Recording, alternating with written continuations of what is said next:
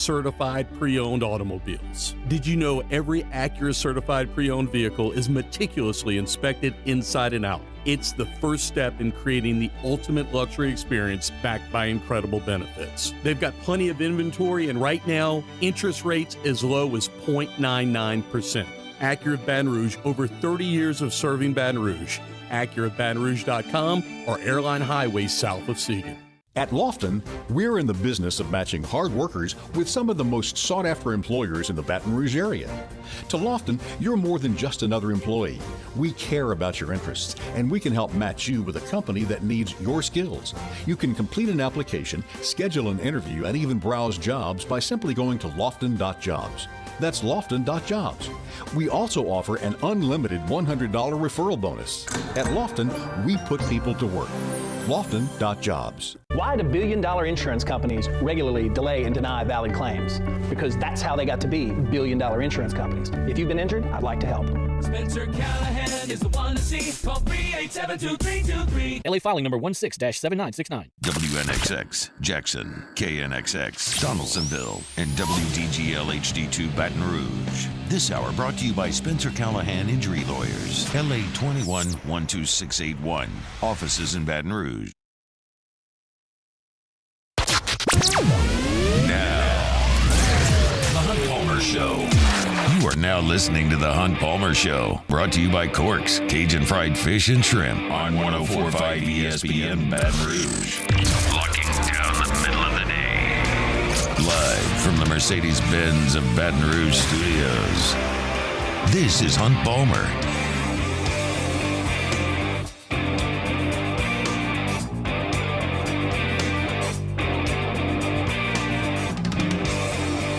Welcome in. Hunt Palmer coming to you from the Mercedes-Benz of Baton Rouge studio downtown in the capital city on this Friday. It means we're brought to you by Corks, Cajun Fried Fish and Shrimp. Working towards the weekend. Got Jacob Beck and Jordan Kitchens back there on the ones and twos and fired up that you're here with us to close out the week. It's a wet one here in Baton Rouge. If you're out and about, hope you're being dry and safe. And thanks for tuning in to us, whichever way you may be doing. So we'll get you to the weekend here on 104.5 ESPN Baton Rouge. Preston Guy in his normal spot coming up in 15 minutes talking LSU football. ESPN asked 12, 14, some number like that of its college football writers. What are the top 25 stadiums in all of college football? Get your update on that at 1:30. College baseball is going to undergo some changes. I'll talk about that at 1:45. Matthew Bruni is going to jump on at 2 o'clock. Read a really good piece up on 3, the Bengal Tiger right now. 5 players that he believes in for LSU's fall camp, which starts up here in a couple of weeks. We got the press release earlier today with the SEC's predicted order of finish, as well as the all-SEC teams. We'll get into some of that as well. So lots and lots to do here over the next 2 hours. We start with some disappointing, if not shocking, news from Saints camp yesterday. The Saints designate Ryan Ramczyk as physically unable to perform. He will not play in the 2024 football season. It had been trending this way for months. If you listen to Nick Underhill at NewOrleans.football, you listen to Luke Johnson, who we have on every Thursday from The Advocate. If you just see reports from those who cover the Saints day to day down there in the Big Easy, this was the trend over the last 3 months. Ryan Ramczyk tried to play through things this year. It was uneven and unpredictable, and he wasn't out there for every snap. And we learned, he's going to try to give this a go, but they just don't know if it's going to be possible. And Dennis Allen shed some light on that early on in this offseason, and the Saints kind of had to proceed as if Ryan Ramczyk was not going to be available to them in this football season. If he was, that's a bonus. You figure it out.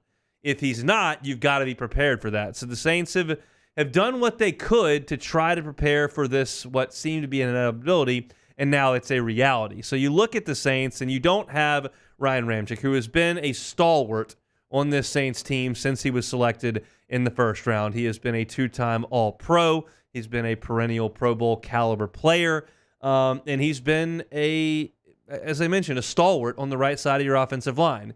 You now move forward without that. So what does it look like? Well, you know that you've drafted Taliese Fuanga, who's going to be a starting tackle for you this year. We believe that at this point to be on the left side. He was a right tackle in college, but you think he's going to move over and play on the left side.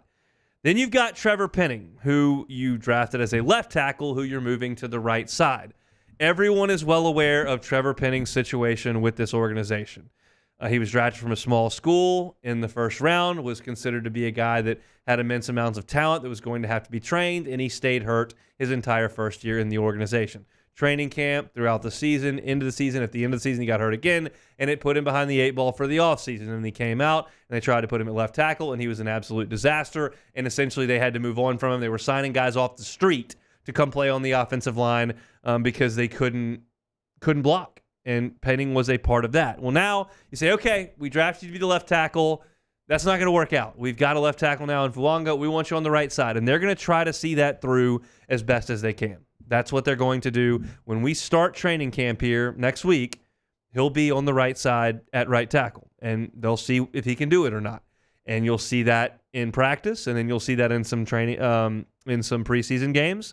And you'll, I think at this point, probably see that in the opener. And we'll see if it works. If it doesn't, they've got a couple of other names that they can call to play tackle. Landon Young is one of them. Landon Young is a guy that you selected late in the draft.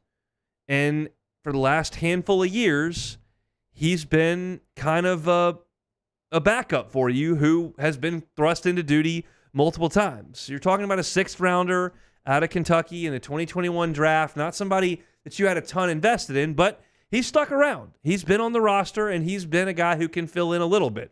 Do you feel great if you're the New Orleans Saints and Landon Young is your starting right tackle? I don't know if you feel great. Do you think he can do it? Yeah. It's just not going to be, Pro Bowl caliber right tackle play. But Landon Young is available. You went out in free agency and signed Oli Udoh. Oli Udoh had been in Minnesota. He has played tackle. He's been in the league for 5 years. There's an insurance policy there as well. Again, neither one of these guys are thought to be Pro Bowl caliber players. We're not going back to those early Breeze lines that were the best in the NFL, but they're insurance policies. I would say that Landon Young and Oli Udoh are reasonable floor, low ceiling guys. Trevor Penning is a low floor, high ceiling guy. So it's just going to kind of see how it works. You clearly start with the guy with the highest ceiling. That's Penning. If he just proves it doesn't work, you probably go to Oli Udoh. And if you're not happy with that, maybe Landon Young is a guy that you can slide in. I don't believe, as I sit here in the middle of July, that it's reasonable to expect a 7th rounder in Josiah Aziram to come in and be your starting right tackle. Do I think he could make the team? Sure. Do I think he could be on the practice squad as a guy they want to develop because they like his tools and that's why they took him in the 7th round? Sure. Am I ready to plug him in there in week 1? I'm not. So with Ryan Ramczyk out at tackle, basically you're looking at Fuanga on the left, and we hope that works. And I think there's a reasonable expectation that it will. I think most people who scouted the draft think he's a really, really good player. Yes, it'd probably be more comfortable if he was playing the right tackle where you saw him in college, and it's probably be more comfortable if Penning grew into the left tackle that you thought you were drafting 3 years ago. But the fact of the matter is that it hasn't. So you're going to switch them. And then you've got a couple of guys who have proven that they can play in the NFL as insurance policies. I would imagine the Saints will still be looking on the scrap heap for somebody. They did that last year and found some guys to step in. And let's be real, like the Saints offensive line, which was atrocious early in the year, got a little bit better as time went on last year. When we got to the back end of the season, the offensive line wasn't a grease fire. Now, it wasn't a brick wall either. It had its issues, but the Saints started to play a little bit better offensively. You've got new coaching on the offensive side of the ball at offensive line and coordinator. Hopefully, you can help the offensive line and the quarterback with some scheme and with some pre-snap things that create some confusion for the defense and maybe get them on their heels a little bit. All in all, this is not a great group. If you look at the offensive line as a whole, you've got a rookie who's never played left tackle at the left. You're looking on the inside, and you feel good about McCoy. Ruiz has been kind of hit and miss, and the miss has been more than you like. And then right tackle, you're replacing a perennial Pro Bowler with question marks. And so it's a line that's probably in the bottom third of the NFL. And with an immobile quarterback and an aging running back, like, I don't love that, quite frankly. But that fact we knew 2 days ago before Ryan Ramczyk announced he couldn't play. Now you just have that etched in stone. He can't play, so here's what we got. And I think that you're going to have to build your offense in a way that understands there may be some limitations with the offensive line. You're going to have to help them with screens. Maybe they're better moving forward in the run game, and you need to do that a little bit more than putting all the pressure on them to block for passing. Maybe you need to understand that first down is absolutely critical, because if you get into surefire passing downs on second and third down, they may be in a little bit of trouble. So, again, it's not a super comforting thing, but it's not as if they don't have any options. They just need these options to work out, and we'll continue to monitor the Saints throughout training camp to see who they add to this mix, because you've got to imagine now, with Ramczyk certainly not being a part of the active roster moving forward, there's room there for them to go out and see if they can't add a body or two. So that's the news of the last 24 hours. Ryan Ramczyk, Saints stud at right tackle, officially not going to be a part of the active roster in 2024. We'll see what the future holds moving forward. I can't imagine there's a ton of optimism that Ryan Ramczyk is going to heal up and be the player he once was moving forward.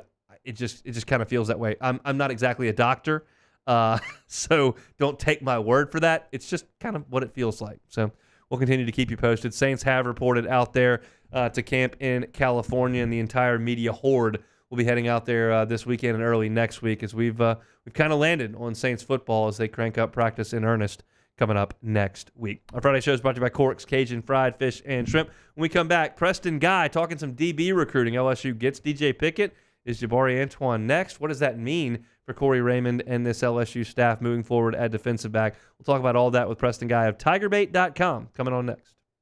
You are now listening to The Hunt Palmer Show. Every shot, every goal, ESPN Bet has fans covered for the biggest moments of the summer. The exclusive sportsbook of ESPN is the only place to find special offers and promotions from your favorite ESPN shows and personalities throughout the summer. New users can get a bet reset up to $1,000 in bonus bets if your first bet doesn't win. So download ESPN Bet today. What a play. Must be 21 or older. Gambling problem? Call 1-800-522-4700. In partnership with the Bears Lake Charles. Terms and conditions apply. See app for details. Our listeners fire up their opinions on the jimsfirearms.net hotline at 499-1045. Keep listening for your next chance to shoot us your thoughts with the jimsfirearms.net hotline on 1045 ESPN Baton Rouge. Bayou Chrysler Dodge Jeep Ram is taking $20,000 off new 23 Ram 1500 trucks. We're open for business in our beautiful new showroom and taking $20,000 off the powerful Ram truck. All new Bayou vehicles come with a 7-year, 100,000-mile warranty. The crew at Bayou Automotive is going to do right by you. The Windsor Senior Living Community in Mandeville, Louisiana is a beautiful, vibrant apartment community geared towards seniors. They are nestled right in the heart of Mandeville, where seniors live a more carefree lifestyle in spacious apartments with the peace of mind that comes from having a little extra help. Call the Windsor at 985-624-8040 to schedule a lunch and tour. Come see how the Windsor can be your passport to peace of mind. I've been doing business with Luba for 25 years. They're dependable, trustworthy. It's just the attention to detail with our clients. Our folks have years and years of experience. They're highly trained professionals, but many companies have that asset. What I'd like to think makes Luba a bit different is that we use those talents in a way that truly is dedicated to serving the needs of the folks who depend on us. Breck teamed up to reimagine your parks, and you imagined big. With your help, we went to work creating 12 beautiful community parks across the parish. A family-sized water park, miles and miles of trails, and parks just for your dogs. There are more places to splash, to explore, to run wild, and even soar. You imagined, we delivered. Gold. Breck, your #1 park system in the nation. Electricity is all around us. and our families depend on it. Every day is sparked by the power of a cold drink or a warm meal, a movie night, and a comforting light at the end of a dark hallway. From sunrise to sunset, playtime to bedtime, our team is ready to take care of your electrical needs. Even in the case of an after-hours emergency, the light in your life shines brighter with Mr. Electric. Hey, it's Matt Moscona. For years, you've heard me tell you about Insurance Network of Louisiana, helping you find better coverage for less money. But it's not just for your home and auto. They also offer commercial property. So, retail stores, professional offices like doctors, dentists, attorneys, clothing boutiques. Insurance Network of Louisiana can find you better coverage for less money. They service the entire state of Louisiana, and they're local. So call today at 293-0450 or lainsurance.net.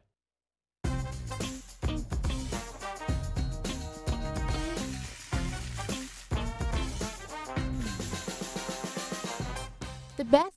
Musso, join us for Friday's AFR presented by Don Juan Cigar Bar. Matt is back for Media Days. The Riot Radio Hours return, LSU recruiting news, and some Saints roster moves before training camp. Friday's AFR 3 to 6, 104.5 ESPN Baton Rouge.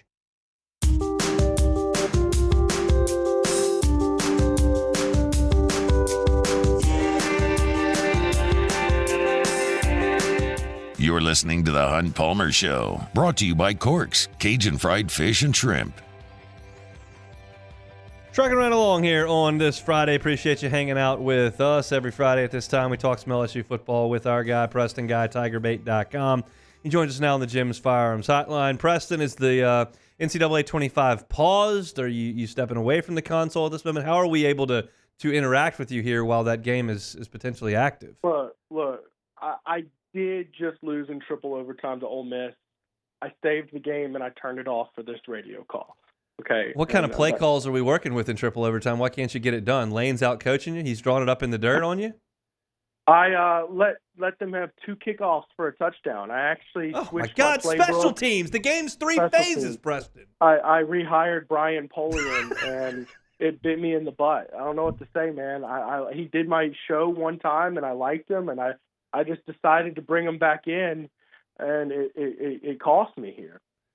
That's poor performance. I don't know another way to say it. How's the game? Is it fun? I'm out of the loop on it. Sure, it's a fun game.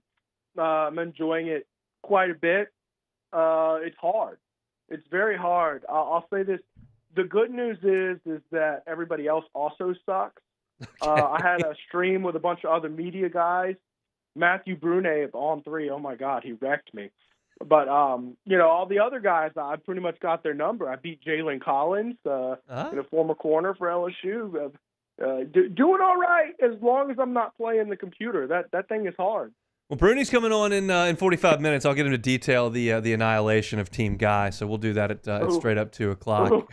Let's talk about LSU defensive back recruiting. How big a deal is DJ Pickett committing to the good guys? Well, that's a massive deal.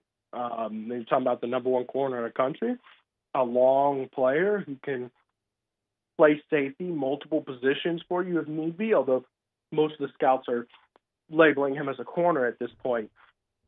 He's a guy who, in this era, there's certain schools you don't want to be going down to the wire with head-to-head because if it's close, man, these NIL number schools like in Oregon, that makes me nervous. So massive deal that Corey Raymond was able to do that, particularly after the debacle losing Jabari Antoine, who will announce his commitment between Miami and LSU. And, of course, that's another school you don't want to fight with in the NIL era is Miami. I think most people in the know were expecting him to pull out the O. Brian Kelly and Corey Raymond pulled a rabbit out of their hat and got him. And that's a crown jewel. That's the 4th player per the On3 rankings that LSU has for this class that ranks number 1 at his position. And a part of me wonders if Brian Kelly wonders if he'll eventually run out of number 1 players at their position to recruit. There are only so many of those. That's a true statement. I was actually linked to the Oregon On3 board after it happened, and I was absolutely shocked. All the replies were like, Oh, well, good luck to the young man. I hope he does well at LSU. It's a tough break for the Ducks. We'll get the next guy. I was like, wait, I thought you're supposed to scream and throw a fit every time you don't get a commitment from a guy. I guess they don't think quite the same out there on the West Coast. No, Hunt, here's the deal. All the ones screaming and crying go to my Twitter. Okay. Yeah, I don't think I'll be applying for employment in Eugene. Not that I say anything wrong. I literally just will put out stuff saying, hey, look, here's Jonah Williams' reaction to the commitment, another guy who took an official visit to both Oregon and LSU. He's, of course, the number one safety in the country, who also is a pretty good baseball prospect, although I hear that he would be a fringe recruit for LSU baseball. I'm not an expert in that field, but I certainly know he would be more than welcome on LSU's football team. And, yeah, the Oregon fans did not like sharing that. Well, they'll have to deal with it. Hopefully LSU can reel him in. Do you feel any differently about Jabari Antoine today than you did a week ago? No. I still have a gut feeling that, typically when a kid decommits, there's a reason. And I know this was a miscommunication type ordeal. I guess I do feel like it's Miami's to lose. Not to say they can't pull a rabbit out of their hat, because they did it earlier this week. But a lot of the Miami guys are feeling pretty confident that he'll be pulling out the U. So that would be a big miss. You'd never want to miss a cornerback from New Orleans in your DB coach's home city. That's a bad sign. Yeah, and so I'm curious. Let's expound upon that. Like, how do you feel about defensive back recruiting with Corey Raymond in this return? Obviously, DJ Pickett's a big get, but then there's one in the backyard at New Iberia that you may come up short on. I realize that we haven't gotten to that part just yet, but as far as the rest of the cycle goes, Antoine goes, Pickett goes, like, how are you feeling collectively about where LSU stands in terms of defensive back? Exponentially better after DJ Pickett commits. I mean, a lot better. There was a lot of guys who LSU's been in the conversation for, and frankly, LSU's been in the conversation for these national guys. We're not talking about, the Steeples and Kerry Cooks, they did a fine job bringing in the Juwan Johnsons of the world, right? The guys who grew up in Louisiana, loving all that good stuff. But in terms of national, LSU certainly had more hats on the table with these national guys, similar to what it was back when, Corey Raymond was bringing in the Eli Ricks of the world out of California. It's certainly gone up, but you do eventually have to land these guys. The way the Jabari Antoine situation ran down, where it seemingly was just a disorganization type issue, that did not make me feel good, but it's addressable. It's not like you have a coach who, is just a bad recruiter. It's just a mess up on their part.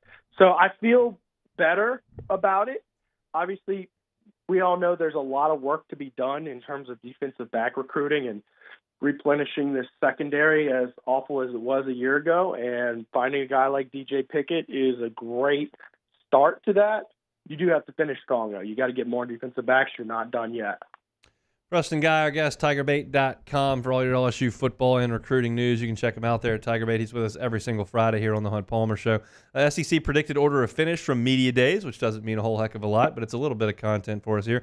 LSU picked fifth. It was fifth. Georgia, Texas, Alabama, Ole Miss, and LSU right there in front of Missouri, Tennessee, and Oklahoma. How do you feel about that? I think they got it right. I really do. I think LSU's going to be a pretty good team. I think they're going to be right on the cusp, right there. It's one of the things that caught me off guard was seeing LSU 2.5-point favorites over Bama and Ole Miss. And I think I'd be surprised if LSU wins both of those games this year, and both those teams were picked above them. So kind of funny that Vegas had them, winning those games. But anyways, I think LSU's just right there, just one step below one of the top tier teams in the SEC. I think its defense is not going to be quite there yet, but I can see them going 10-2 somewhere around there, which would put them around fifth in the SEC. It is interesting. This is the first Media Days where you don't see a pecking order of your SEC West and East. It's sign of changes to come. Yeah, just predicted order of finish. How many SEC teams do you think will get in the 12-team playoff? There are 5 spots that are guaranteed to conference champs, and then that group of 5, which leads 7 at large. How many of those do you think go to SEC teams? 2? 2 seems low. Yeah. I don't. 3 or 4. So, I don't know. I mean 4 would be 5 of the 12. Yeah, I know. But you got to think here, like, you're talking about just the at-large spots? No, I mean just into the playoff. I mean, we all know that they get the conference champs in. Yeah, so the conference champ is getting in. So there's 1. So in addition to that, I say 2 or 3. Okay. So that's kind of where I'm at. I mean, and you got to think. I mean, there's a whole. It's not a power 5 anymore. It's a power 4. Right. So I mean, what's 12 divided by?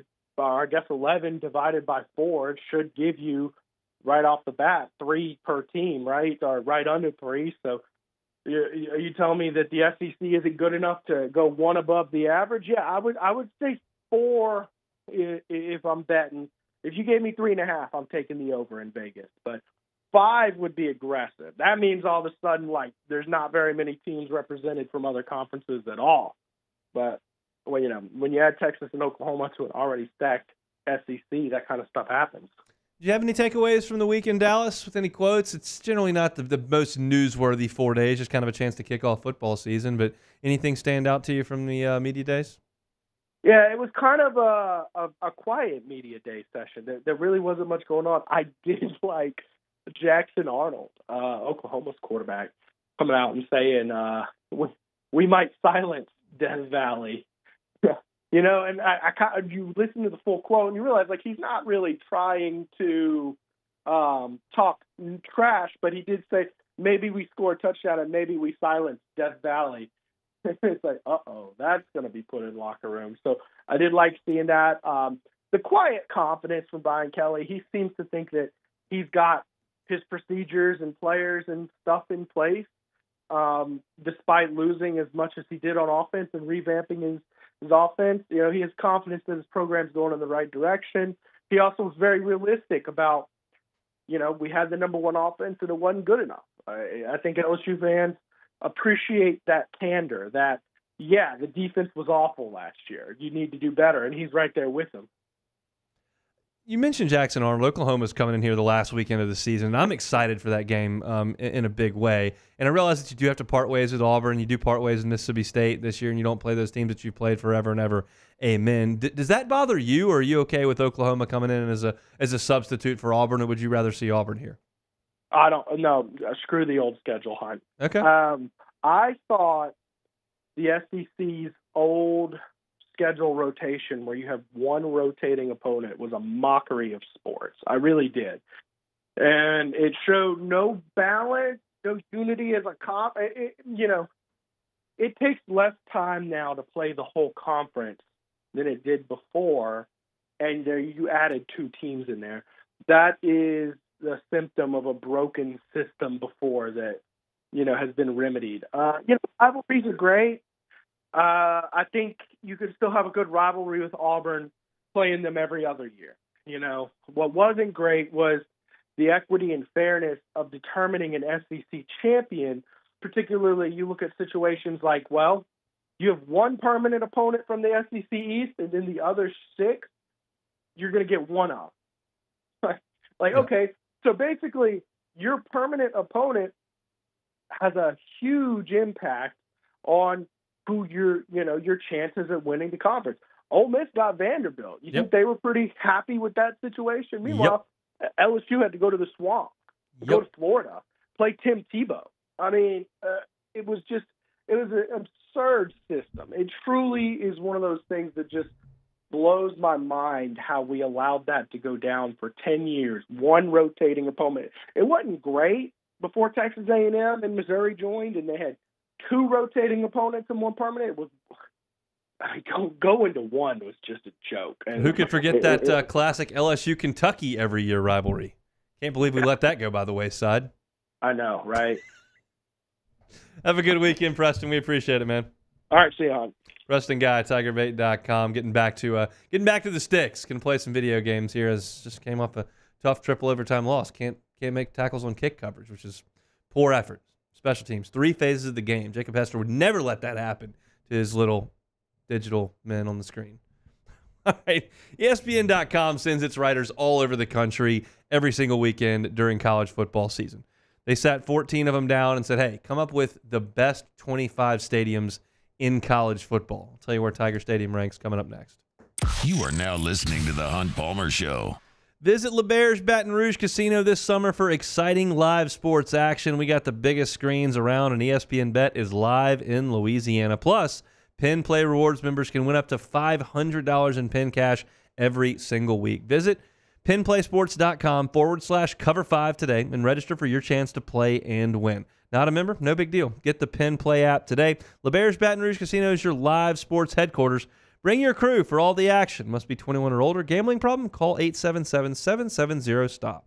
In times of need, get a full list of phone numbers, websites, and other important emergency information on the Demco Stormwatch page at 1045ESPN.com.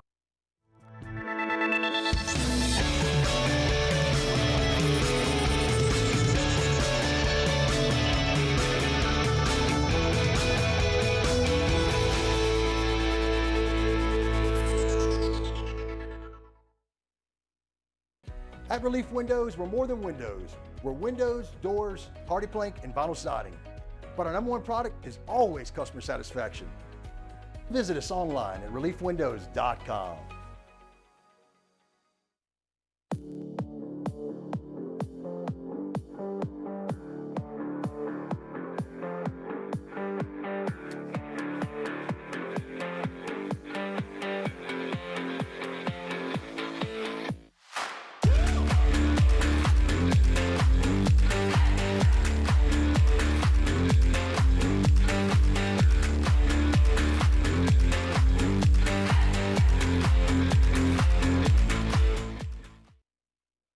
Jerry and Benny Payne began Central Plumbing Company out of their driveway in Tanglewood subdivision. 50 years later and 4 generations down the road, we continue to serve Baton Rouge and the surrounding areas for all of their plumbing needs. Residential, commercial, industrial, or hospitality, Central Plumbing is here 24/7, 365. We want to thank our customers, family, and friends for 50 years of success. And looking forward to 50 more.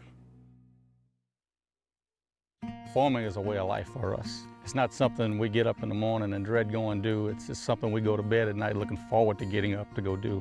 John Deere equipment is what we as farmers strive to have. So it's in your blood, it's in your veins. It's just a part of who you are. Green is what we want to be in.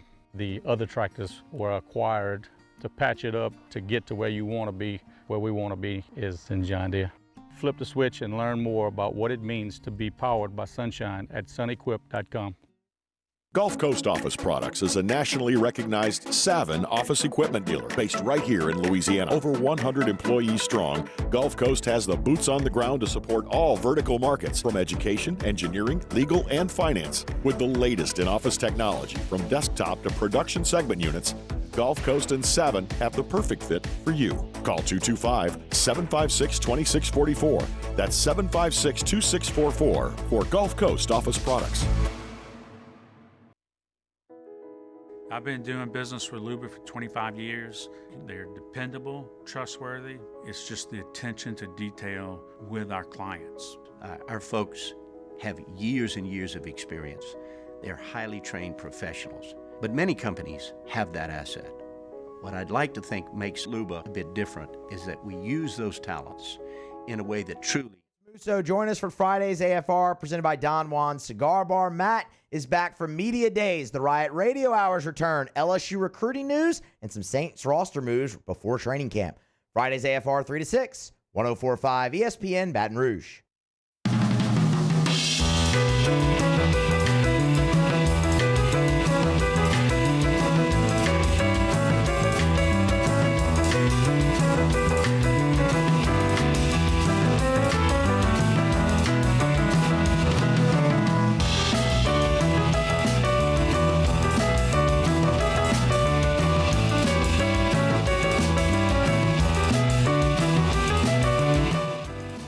This is the Hunt Palmer Show, brought to you by Corks, Cajun Fried Fish and Shrimp.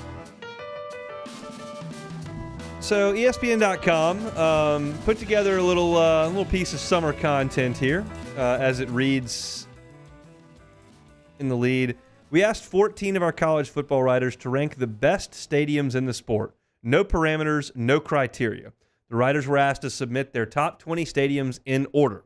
We then awarded points: 20 points for first place, 19 points for second place, and 1 point for 20th, obviously going all the way down. So not most intimidating, not loudest, just best. That was the only criteria that was tossed to them. And the question is, okay, where does Tiger Stadium rank? I have been lucky, as I've talked about a bunch over the last few years, to visit every Southeastern Conference stadium as of last year except Missouri. I have not been to Austin for Texas. I have not been to Norman either. I hope to visit both one day, but have not. Did not go to Austin in 2019. We were back here doing pre- and post-game in Baton Rouge. And LSU's never played in Norman during my lifetime, so I've never been there. But I've been everywhere else in the SEC except for now those 3 of 16. So 13 of 16, and I've got a pretty good perspective, I think, on all of them, as I've kind of laid out in the past. Like, I've been to Mississippi State when it's at its best, a Thursday night game, a Saturday night game. LSU's been really good a couple of those years, and I've seen the best that Davis Wade can offer. I've been to a couple of big-time LSU Ole Miss games. I saw Cam Newton at Auburn. I was there in 2011 for Alabama. I saw Tebow at Florida. In 2006, my freshman year, LSU went into overtime against Tennessee. That was an incredible atmosphere. I've seen Samford incredible in 13. I thought there was a pretty good environment in Williams-Brice when I went back in 2008. LSU won that game. It was the play where the official kind of got in the way at one point and allowed LSU to break free for a touchdown. I was there for triple overtime win for Kentucky over LSU in 07. Vanderbilt's never good, so that doesn't really count. But like, I feel like I've seen all the SEC stadiums really at their best. And certainly I've seen Tiger Stadium at its best.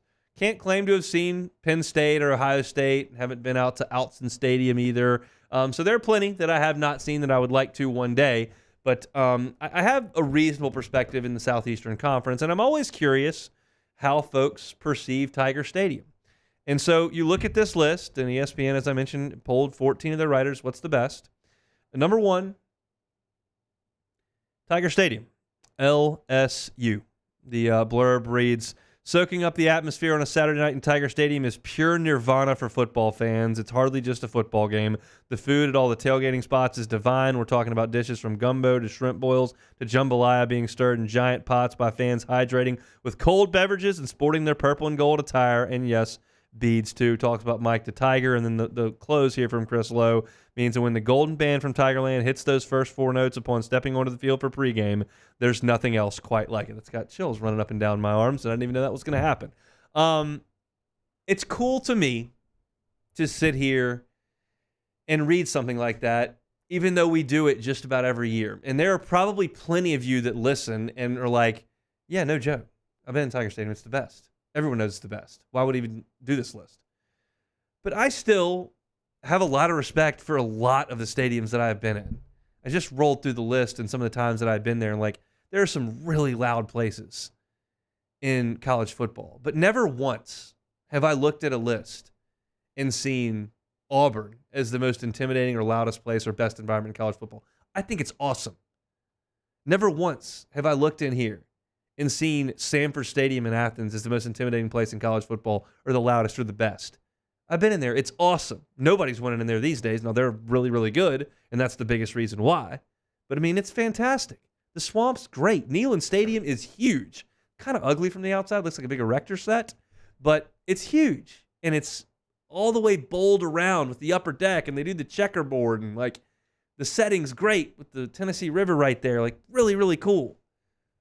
And quite often, LSU makes the list. Now, I will grant that the tailgating experience outside of LSU is a little different than anywhere else. I think that there's a lot of really good tailgating. I don't know that anybody does it quite like LSU because of our food culture. I don't know that anybody else is cooking jambalaya. I don't know that anybody else is doing huge pots of gumbo. Like, it's a lot of burgers and dogs, and maybe you get the smoker out if you got a night game and do some ribs or something. I'm sure that goes on plenty of places, but like the culture in Louisiana is a little bit different. But like, they got a huge tailgating scene in Tuscaloosa. They've got a fantastic tailgating scene in Knoxville. I love the Vol Navy. That's one of the coolest things in the SEC. Now, they don't tailgate worth a squat in Gainesville. And South Carolina's stadium's off campus, so that's a little bit weird with the fairground there. It's not as intimate as a college setting would be. You've heard me talk a lot about the Grove. Like, I don't love the Grove because it's too crowded and you can't have an open flame. And I feel like you're hiding alcohol in solo cups, and it's just not what I envision as great tailgating. It's theirs and it's their tradition, and they love it, and the Walk of Champions and all that kind of stuff. But it's not my favorite thing.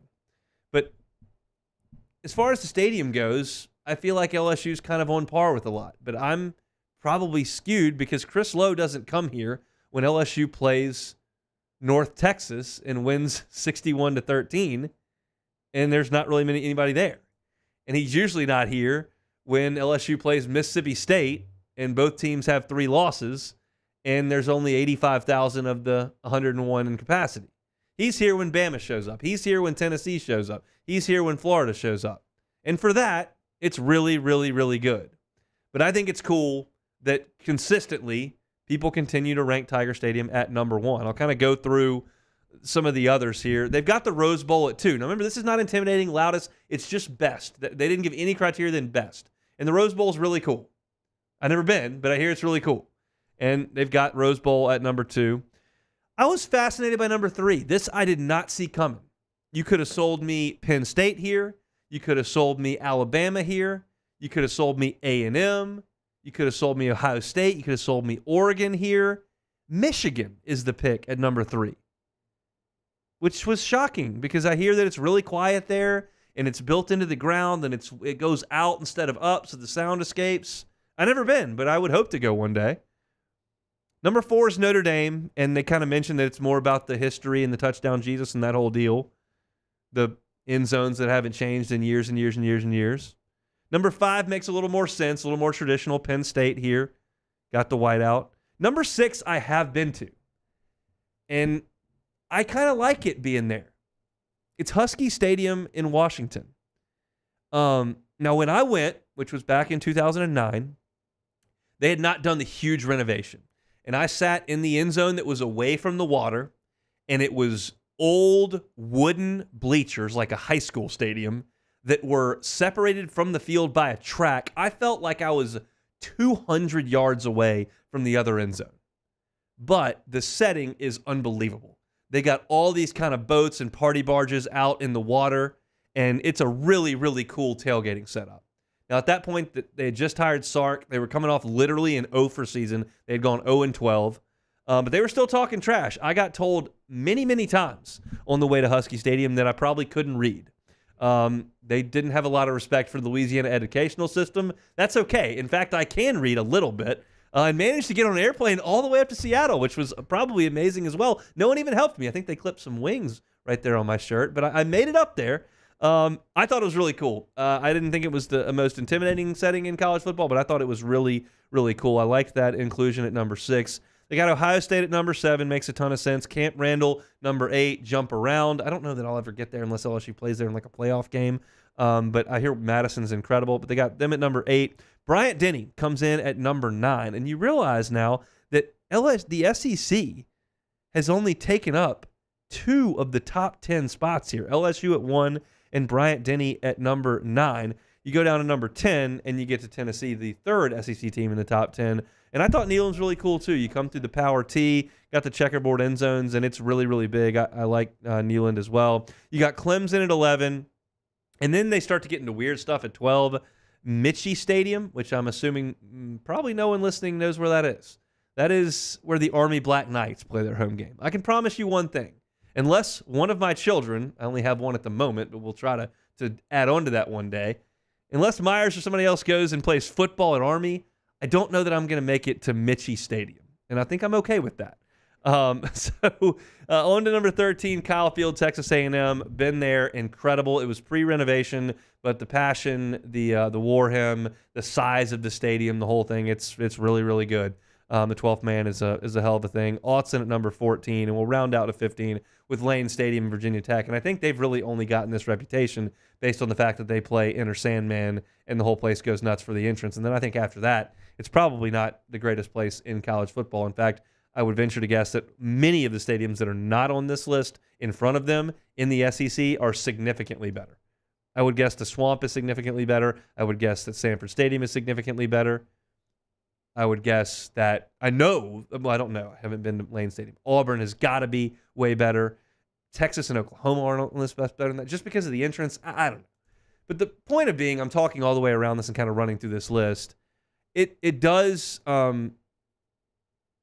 it reinforces some pride in me when I look at this list and see LSU at number 1. And I think about how fortunate I am that I just grew up there. That's just where I went twice a year. Now, I think a lot of you that grew up here in Baton Rouge probably went more than twice a year. But like for me, it was a big deal to get in the car and come down twice a year to see LSU play in that stadium. It's the only thing I ever knew. And I think it didn't necessarily really hit home for me about Tiger Stadium and LSU. And this is an extreme example, but just bear with me. I was up for Thanksgiving when I was in college, and Tech played Rice in football in Ruston. I was in Shreveport. That's an hour and 20 minutes down the road. And I got invited to go. Me and my dad and my uncle went with my cousin and his son. And we went and watched Tech and Rice play for a division championship, which I believe was in Conference USA at the time. Maybe it was the WAC or something. I don't know. They were playing Rice for a chance to play in the conference championship game the next week.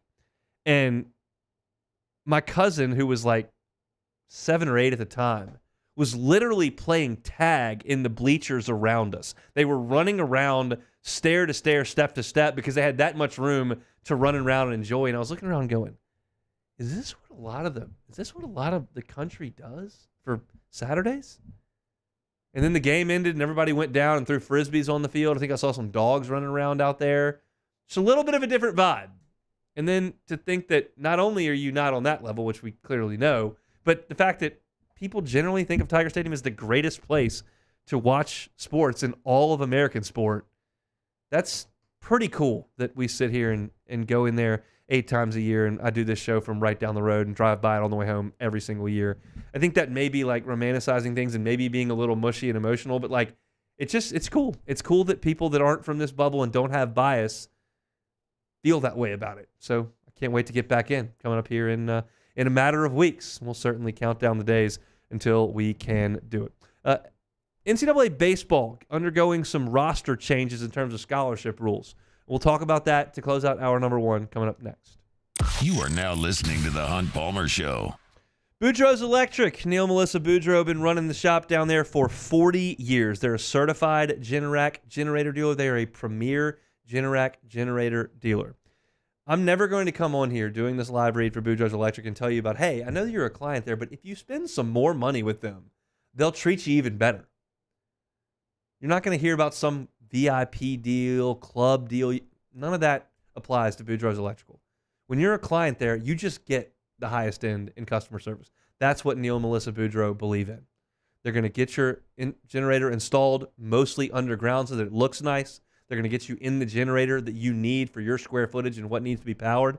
They're going to give you that warranty for 7 to 10 years in case something happens. They're going to monitor your generator remotely 24 hours a day, 7 days a week, so that if something goes wrong, whether there's a storm in the area or not, they'll come out and fix it to make sure when you do need that generator, it clicks right on. If you're evacuating for a hurricane, you want to come back to a cool house that's running smoothly. If you're riding one out, you want the power to stay on. That can happen if you contact the folks at Boudreaux's Electric and get them out today. Don't think about installing a generator when you're sitting in a hot, dark house because the power's out. Think about it now and make that call. It's 985-397-1562. 985-397-1562. That's Boudreaux's Electrical. Get the 104.5 ESPN Baton Rouge app powered by Bayou Ford and tap the microphone icon to send us your thoughts in an audio message. Your message could be played on air during Off the Bench with Esther and T-Bob, The Hunt Palmer Show, and after further review with Matt Moscone. Bayou Ford has $10,000 off F-150. $10,000 off the new 2024 Ford F-150. And all new Bayou Ford vehicles come with a 7-year, 100,000-mile warranty. The crew at Bayou Ford is going to do right by you.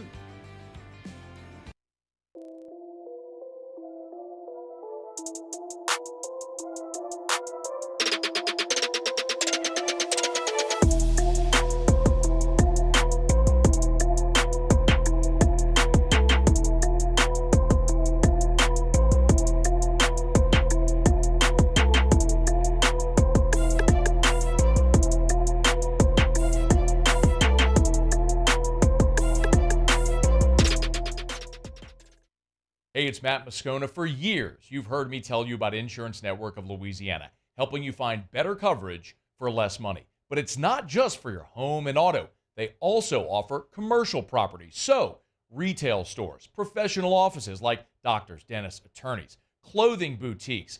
Insurance Network of Louisiana can find you better coverage for less money. They service the entire state of Louisiana, and they're local. So call today at 293-0450 or lainsurance.net. Jerry and Benny Payne began Central Plumbing Company out of their driveway in Tanglewood subdivision. 50 years later and 4 generations down the road, we continue to serve Baton Rouge and the surrounding areas for all of their plumbing needs. Residential, commercial, industrial, or hospitality, Central Plumbing is here 24/7, 365. We want to thank our customers, family, and friends for 50 years of success. And looking forward to 50 more. Farming is a way of life for us. It's not something we get up in the morning and dread going do. It's just something we go to bed at night looking forward to getting up to go do. John Deere equipment is what we as farmers strive to have. It's in your blood, it's in your veins. It's just a part of who you are. Green is what we want to be in. The other tractors were acquired to patch it up to get to where you want to be. Where we want to be is in John Deere. Flip the switch and learn more about what it means to be powered by sunshine at sunequip.com. Gulf Coast Office Products is a nationally recognized Savin office equipment dealer based right here in Louisiana. Over 100 employees strong, Gulf Coast has the boots on the ground to support all vertical markets from education, engineering, legal, and finance. With the latest in office technology from desktop to production segment units, Gulf Coast and Savin have the perfect fit for you. Call 225-756-2644. That's 756-2644 for Gulf Coast Office Products.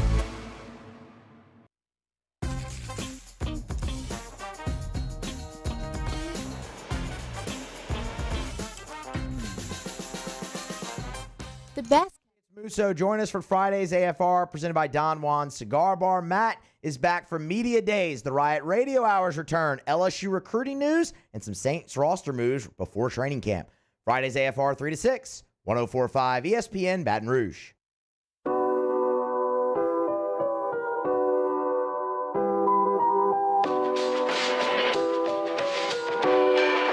You're listening to The Hunt Palmer Show, brought to you by Corks, Cajun Fried Fish and Shrimp. So some news in college baseball that came down this week. Greg Sankey speaking with Ross Dellinger, of course, of Yahoo, saying that Division I baseball is expected to settle on a new roster limit, which is 40 right now, down to 32 to 35. And they potentially will be on full scholarship starting in the fall of next year.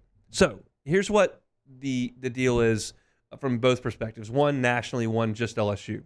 From a national perspective, this is fantastic for college baseball players. You know as well as I do that 11.7 scholarships for 40 guys is a tough thing to deal with. And it makes college baseball coaches' lives a little bit more difficult because they got to move the scholarship money around, figure out where it works. It gives teams and programs with in-state tuition help, more help, which LSU has benefited with from Tufts, but a lot of schools and a lot of programs in the SEC had that from their in-state scholarship situations. But it's great for players who have been on 60%, 75%, 80% of a scholarship and have to take out student loans for the rest or find another way to pay for the rest of it. I saw a quote in Kendall Rogers' piece on D1 Baseball saying that the college baseball and student loans have been synonymous with each other forever, and it's so great that we can free ourselves from that. And there's no question that is awesome for talented young people who want to play college baseball, can be on a full scholarship like basketball players, like football players, like a lot of the athletes, golfers and track and all that kind of stuff, that hadn't been the case in the past.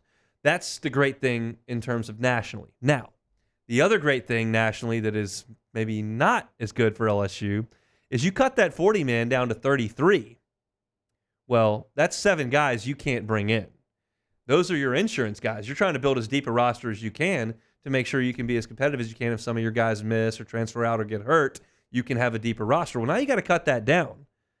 And if the SEC is going to do that, which they are, you're talking about 16 schools cutting 7 guys. That's 116 players that filter down to the group of 5, basically. 116 guys off of SEC rosters down to the group of 5. That's a big, big deal. Now, not all schools are going to commit to this. It is said that all the SEC schools are going to go to full scholarships. It said that all the ACC schools are going to go to full scholarships, and said that most of the Big 12 is going to go to full scholarships. Big Ten's not committal on this. The group of 5 don't know if they can afford it. So for LSU, you're going to be on a level playing field with everybody in the SEC as far as full scholarships, but you're not going to be able to take as many guys. So you're going to have to make sure that you hit on the guys that you get. And I do think that's going to help some of the G5s to have that many guys come off the rosters of the Power 5 and filter down. In no way is the SEC about to lose its stranglehold on college baseball. It's only going to go stronger because they are going full scholarships, and they do have NIL on top of that, and the facilities and the television deals and all that kind of stuff, plus the national championships and the history and all that is going to be awesome. But I do think, while I said the transfer portal and NIL would be huge, huge, huge boons to LSU and have certainly been, this one, not so much. LSU's going to be competitive with everybody else. You just don't get to take the full 40. It's like when Bear Bryant had a bunch of guys on track and swimming scholarships that were playing football for him. Said, hey, we're going to have to cut you down to 85 here, and if you are playing football, you got to be on full football scholarship. Going to cut down on that depth that Bear Bryant was keeping, making sure everybody played for Alabama, making sure nobody went to LSU, nobody went to Auburn, nobody went to Georgia. You got to come to Alabama. That's, I think, great news in the big picture to have that many people on full scholarship playing baseball. It's fantastic. Does it help LSU a ton? I don't necessarily think so. That's okay. I think LSU is going to be just fine. That's it for hour number 1 here, presented by Corks Cajun Fried Fish and Shrimp. Check them out online. CorksFishandShrimp.com is where you can find that menu. Matthew Bruni, 5 players he believes in for LSU in fall camp. We'll do that after SportsCenter.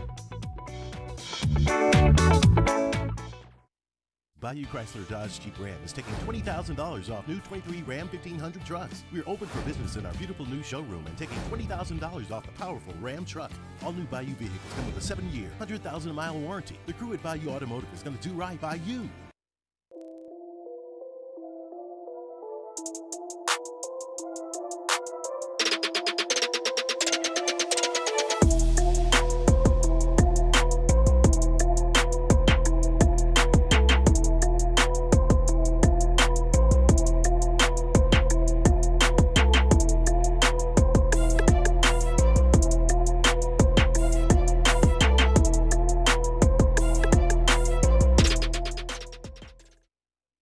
Breck teamed up to reimagine your parks, and you imagined big.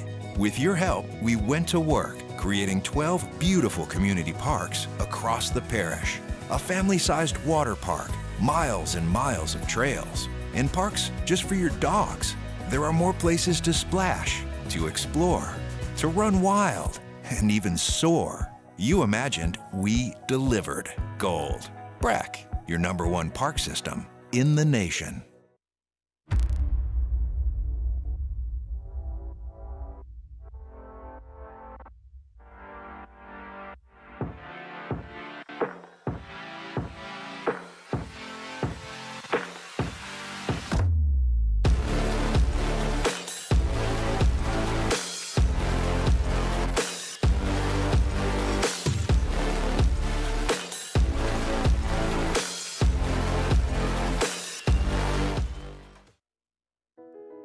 I've been doing business with Luba for 25 years. They're dependable, trustworthy. It's just the attention to detail with our clients. Our folks have years and years of experience. They're highly trained professionals, but many companies have that asset. What I'd like to think makes Luba a bit different is that we use those talents in a way that truly is dedicated to serving the needs of the folks who depend on us. Bayou Ford has $10,000 off F-150. $10,000 off the new 2024 Ford F-150. And all new Bayou Ford vehicles come with a 7-year, 100,000-mile warranty. The crew at Bayou Ford is going to do right by you. Electricity is all around us, and our families depend on it. Every day is sparked by the power of a cold drink or a warm meal, a movie night, and a comforting light at the end of a dark hallway. From sunrise to sunset, playtime to bedtime, Our team is ready to take care of your electrical needs, even in the case of an after-hours emergency. The light in your life shines brighter with Mr. Electric. Hey, it's Matt Moscona. For years, you've heard me tell you about Insurance Network of Louisiana, helping you find better coverage for less money. But it's not just for your home and auto. They also offer commercial property. So, retail stores, professional offices like doctors, dentists, attorneys, clothing boutiques. Insurance Network of Louisiana can find you better coverage for less money. They service the entire state of Louisiana, and they're local. So call today at 293-0450 or lainsurance.net. Jerry and Benny Payne began Central Plumbing Company out of their driveway in Tanglewood subdivision. 50 years later and 4 generations down the road, we continue to serve Baton Rouge and the surrounding areas for all of their plumbing needs. Residential, commercial, industrial, or hospitality, Central Plumbing is here 24/7, 365. We want to thank our customers, family, and friends for 50 years of success. And looking forward to 50 more.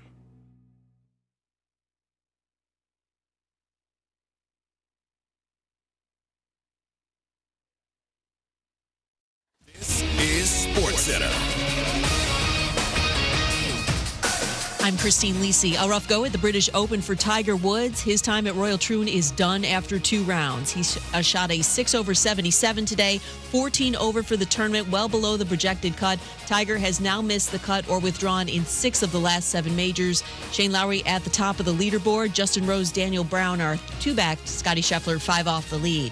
Bears coach Matt Eberflus today held his first full squad team meetings of training camp, where his message was lead from the front, regardless of age, experience, or position group. Chicago's not looking at this season as a rebuild after all the offseason acquisitions, notes ESPN Bears reporter Courtney Cronin. The situation that not only Caleb Williams finds himself in, but guys all across the board find themselves in, is that looking to their left and right, they've got more talent around them than they did last year, and it's up to everybody to take the expectations that they have for themselves and run from it, leading from the front. Courtney Cronin on Carlin versus Joe. Vikings rookie quarterback J.J. McCarthy signing a 4-year fully guaranteed contract, $21.8 million. Hey, it's Courtney Cronin. Coming up Monday, Canty and Michelle are back, and you know they'll be all over training camps. And, of course, MLB being back as well. It's Unsportsmanlike, 6 a.m. Eastern, right here on ESPN Radio, ESPN2, and ESPNU. Ladies and gentlemen, may I direct your attention to something quite extraordinary? Now, the Hunt Palmer Show. The Hunt Palmer Show on 104.5 ESPN Baton Rouge. Brought to you by Cork's Cajun Fried Fish and Shrimp. Live from the Mercedes-Benz of Baton Rouge Studios. This is Hunt Palmer.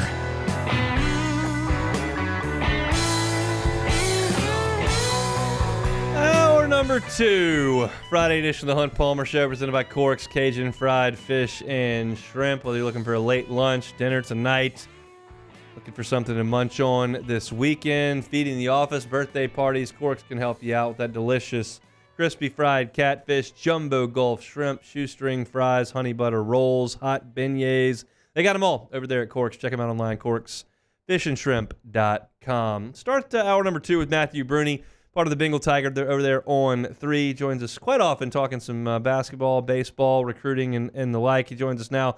Talk a little LSU football on the Jim's Firearms Hotline. Matthew, how are you? What's up, Clint? That was a great ad read. It made me very hungry. I wanted to go there. Corks is very good. Jefferson between Foster and government between Foster and Jefferson, right here in Baton Rouge. Let's talk some football here. You wrote a piece over at the Bengal Tiger. 5 guys you believe in entering LSU's 2024 fall camp, and number 1, the first one, caught me a little by surprise because, as you write in the piece, many people starting to sell a little bit here, but it's Shelton Sampson, the former 5-star wide receiver from right here in Baton Rouge at Catholic High. Why the belief in Shelton Sampson? Yeah, like you said, this is a Louisiana guy who was a highly rated recruit out of Catholic, and I think we've always known he's had the tools. We've always known he's had the frame. I think the first year kind of caught him off guard in terms of the physicality, in terms of how skilled technically you have to be. And he just was a ways away from, I think, contributing last year. He obviously had the 2 drops. I believe they were both in that Army game that could have been touchdowns, which maybe would have changed some people's perceptions, but he dropped those balls. And in the spring, I was still waiting for him to pop. He never really did. So I can completely understand, people putting him on the back burner, basically saying that, all right, well, he didn't work out or whatnot. But I think there's just too much to work with here to sell him. I think he didn't transfer out, so he still sees a path to working on his game and potentially playing. And I just think this year he'll get on the field some. I'm not saying he's going to be a huge playmaker, but I think 2025, Sampson especially, will be a big-time player. How do you think those reps shake out in fall camp? There's kind of Kyron Lacey and the rest of the crew, even though the veteran transfers are thought to be kind of right there behind him. How do you figure that's going to work itself out? Yeah, I think Kyron Lacey is the clear-cut number one here. Hilton and Daniels will rotate in and around. Like, those 3 will all rotate around at the outside receiver spot. I think maybe some of them flirt with the slot position like Malik Neighbors did last year. But I'm still really high on Xavion Thomas, obviously the transfer from Mississippi State. I think he has a lot of ability to be versatile for this offense. We've seen, Joe Sloan and Cortez Hankton like players like that. So those are like the 4 that you start with, and then you kind of work your way back from there. And that's where you could get a Shelton Sampson, you could get Kyle Parker, Kylan Billiot, the freshman, and Aaron Anderson. So I like the depth a lot more this year than last year. Obviously, they didn't need depth last year, but I think that they're just well suited in the 2 deep and 3 deep now. Second player on your list is Javian Toviano, defensive back who got a couple starts last year late in the season. Why are you buying Javian Toviano? Yeah, he's an interesting one because kind of not similar to Sampson, but a lot of people, leaving spring, it's like, where does Toviano get on the field here? And I know he started at corner last year, but I just don't think his long-term ability is at corner. I think he's best at a nickel, at a star, at a safety position. And so I don't think he's going to be the starting corner for LSU against USC. But and with that being the case, there are obviously experienced players at those other safety spots. So it's kind of like, how do you get on the field? And I just continue to buy his talent level, his physicality, I think his playmaking, and obviously it speaks to how much of a playmaker he is that they were able to just throw him at corner last year on a whim, and he played really well there after playing safety in his high school career. So I'm still buying Toviano's talent. I think he's going to be good. The question is, where and when does he get on the field here? You kind of mentioned it there, but what do you think he is good at? Yeah, I think he actually has really good ball skills as a ranging safety out of high school. I really like that aspect of it. I think he can be physical. I just don't think he has the build of a corner. I don't think he's quite quick enough in the hips and not slight enough. You see even Ashton Sampson, PJ Woodland as 3-star guys. They come in and immediately know how to, flip the hips and, move in that way in coverage. I just think Toviano's better as kind of like a Major Burns-ish, Kylan Jackson mold in terms of a nickel safety hybrid guy.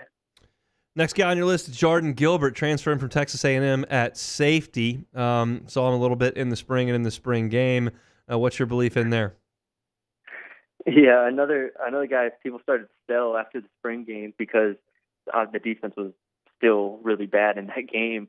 And specifically him and Sage Ryan did not look comfortable against the run. There were busted coverages. So I understand the hesitation there. I just think go back to 2 years ago when he started the full season at Texas A&M, he was really solid. He made a lot of plays in coverage. I think even last year he only played 2 games, but I went back and watched those 2 games. I think he showed a lot of potential in terms of coverage ability. The problem is LSU, with him and Sage Ryan, you don't really have one true guy who can come down and crash the run and one guy as a coverage player. I look at both of them as more so coverage guys. So I'm not sure exactly how Blake Baker and them are going to work that out, but I'm still buying Gilbert's talent. I'm still high on him as a coverage guy with good range. Next up on the list is a guy, look, if LSU's defense is going to make some strides, some guys are going to have to break out and become potential stars. And this is one guy with the potential to do that. It's Deshaun Womack on the edge of the defensive front. What do you think about Womack in his second year at LSU? Yeah, this is an interesting one because I agree 100%. This defense needs players to break out. It can't just be like the three players we know are good and that's it. Womack has to get on the field a lot, and he has to make a lot of plays. Obviously, last year was a learning process. I know people remember the highlights, but he was on the field for a lot of some games, and he didn't make many plays. So he has to get more consistent. I think the defensive line coach with Kevin Peoples off the edge will be huge for him. I think we see him and Savion Jones and Braden Swinson all share the field sometimes. I think there will be specific pass rushing packages with them, and I think that's really exciting. But yeah, just an awesome athlete, former 5-star for a reason, just an awesome player in terms of his athleticism. So I'm buying Womack. I think he's going to have a huge year. Let's pivot a little bit from your list here. A name you just mentioned is Savion Jones. Is there reason to believe that he could take another step this year? I was kind of hoping last year, taking over for Ojulari, he'd be like the next guy to kind of break out. It was like Chason to Ojulari, and then, here comes Savion Jones, and it didn't really appear to happen. Is there reason to think it could happen this year? Yeah, I do. I do think there's a reason. I think he's trimmed down a little bit. Last year was, first of all, the entire staff and the defense was just such a mess that I think he bulked up a little bit too much to be that strong side defensive end. Now, obviously, that's necessary to a degree when he needs to stop the run, but he kind of went too far in one direction. So I think he slims down a little bit. I think he becomes more of a dynamic pass rusher this year. He has the experience. I think now he has the experience against the run, so he can play all three downs. And I think Jones is a good bet to be a good player for them. I'm not sure how high his ceiling is, but I think he's definitely going to be a good player. And the last one on your list of players you believe in entering fall camp is center DJ Chester. Everybody else around him is pretty stagnant. He's got to be inserted in there for Charles Turner. What do you think? Yeah, he's physically just ready. I think 6'5", 6'6", over 300 pounds. He's just incredibly strong. Loved him out of high school.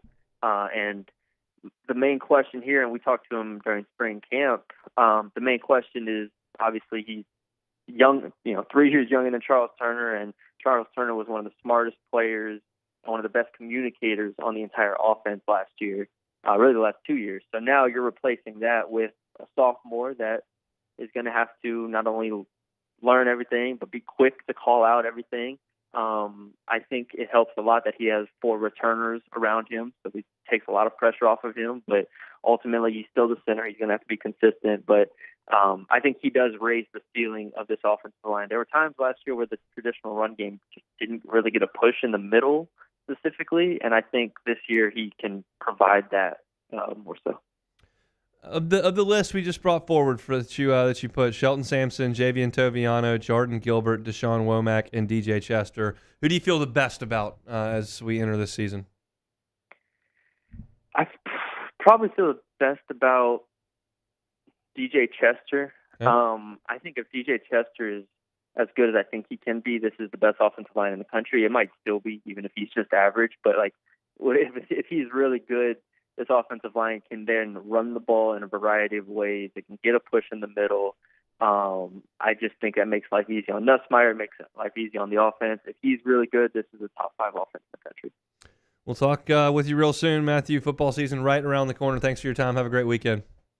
Yeah, thanks for having me, Hunt. Anytime. Matthew Bruni, the Bengal Tiger, part of the On3 team. He, Billy Embody, Shea Dixon do awesome work over there at the Bengal Tiger. If you want to read Matthew's piece, you can go check it out on their homepage right this very minute. Our Friday show is brought to you by Cork's Cajun Fried Fish and Shrimp. If you're looking for our LSU coverage, this segment and the ones we've done earlier today will be up on our YouTube channel in time at Hunt on LSU. All your LSU football coverage is right there, broken down into 10, 12-minute clips. Very digestible, and they'll be right there on your homepage if you subscribe to the channel Hunt on LSU. All right, when we come back, let's talk about the predicted order of finish in all SEC teams that came out of SEC Media Days. That was released about an hour or 2 hours ago. We'll talk about it coming up next. You are now listening to The Hunt Palmer Show. Audio, video, security solutions, avssla.com is the website. Check them out on Instagram, avss_BR. Mitchell Fisher is the owner there of that local company, and this is his cell phone number. It's 225-439-7920. You call that number, you get the owner of the company, and he's going to be right there with you through the entire process. Whatever it is, you have audio, video, security solutions handle for you. For us, It's a lot of things, but maybe the chief among them is our security system, which my wife was very, very keen on installing immediately when we moved. And Mitchell Fisher came out. He met with us. We told him what our needs were. He measured the windows, counted them, showed us where we thought we should put the cameras. We put one in the front, one in the back there. Got sensors on all the windows and the door, and all of it runs through an app right there on your phone. I can check out my backyard and my front yard, front door, back door, 24 hours a day, 7 days a week. Can rewind, can pause, can stream it, and the picture is really, really clear. I'm not paying any cloud storage fees at all because they handle all that at Audio Video Security Solutions. Nothing more important than the safety of your home and your family. They take it really, really seriously over there at Audio Video Security Solutions, and we've been thrilled with the work that they've handled over at the Palmer House. Give them a call, 225-439-7920. Check them out online, avssla.com. It's Audio Video Security Solutions, avssla.com. Our listeners fire off their opinions on the jimsfirearms.net hotline at 499-1045. Keep listening for your next chance to shoot us your thoughts with the jimsfirearms.net hotline on 1045 ESPN Baton Rouge. There it is, the extra mile, on the border of expected and extraordinary for those willing to go further, like vans customized for work or play, with safety and tech to keep you connected. Supported by a 5-star sales, service, and finance team. And backed by the 1-star you know. So go the extra mile. It's never crowded because so few have what it takes to go there. Mercedes-Benz Vans. At Relief Windows, we're more than windows. We're windows, doors, hardy plank, and vinyl siding. But our #1 product is always customer satisfaction. Visit us online at reliefwindows.com. Oh, by the way, we do shutters too. The Windsor Senior Living Community in Mandeville, Louisiana is a beautiful, vibrant apartment community geared toward seniors. They are nestled right in the heart of Mandeville, where seniors live a more carefree lifestyle in spacious apartments with the peace of mind that comes from having a little extra help. Call the Windsor at 985-624-8040 to schedule a lunch and tour. Come see how the Windsor can be your passport to peace of mind. Farming is a way of life for us. It's not something we get up in the morning and dread going do. It's just something we go to bed at night looking forward to getting up to go do. John Deere equipment is what we as farmers strive to have. So it's in your blood, it's in your veins. It's just a part of who you are. Green is what we want to be in. The other tractors were acquired to patch it up to get to where you want to be. Where we want to be is in John Deere. Flip the switch and learn more about what it means to be powered by sunshine at sunequip.com. Gulf Coast Office Products is a nationally recognized Savin office equipment dealer based right here in Louisiana. Over 100 employees strong, Gulf Coast has the boots on the ground to support all vertical markets from education, engineering, legal, and finance. With the latest in office technology from desktop to production segment units, Gulf Coast and Savin have the perfect fit for you. Call 225-756-2644. That's 756-2644 for Gulf Coast Office Products. I've been doing business with Luba for 25 years. They're dependable, trustworthy. It's just the attention to detail with our clients. Our folks have years and years of experience.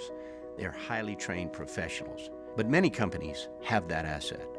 What I'd like to think makes Luba a bit different is that we use those talents in a way that truly is dedicated to serving the needs of the folks who depend on us. Gulf Coast Bank and Trust is giving our customers the power to bank anywhere, anytime during this challenging event. And Musso, join us for Friday's AFR, presented by Don Juan's Cigar Bar. Matt is back for Media Days. The Riot Radio Hours return, LSU recruiting news, and some Saints roster moves before training camp. Friday's AFR 3 to 6, 104.5 ESPN Baton Rouge.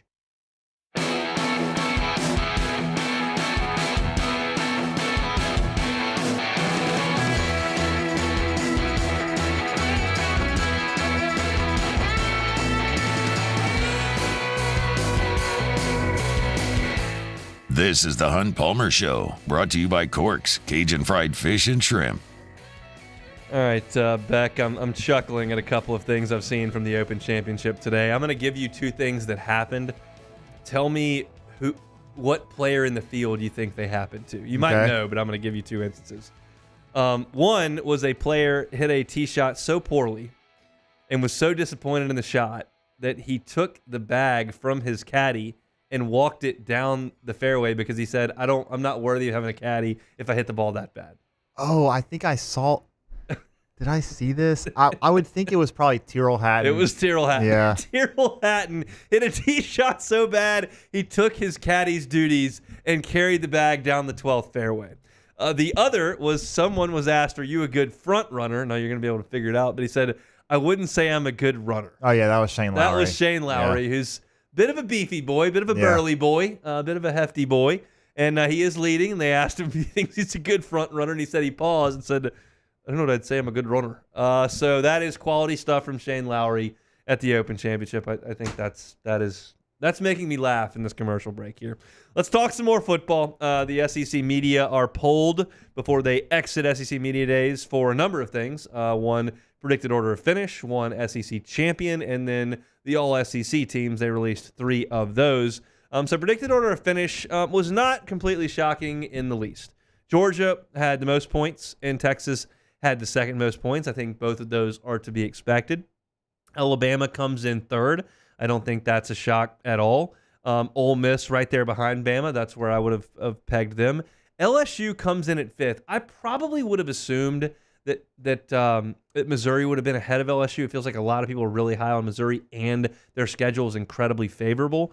So I was a little surprised, but LSU's got more name brand recognition, and that's kind of what a lot of this works off of. So LSU comes in there at fifth. Missouri is sixth. Tennessee seventh. Oklahoma eighth. That makes a lot of sense. Then you've got A&M at 9. Auburn at 10. Kentucky down at 11.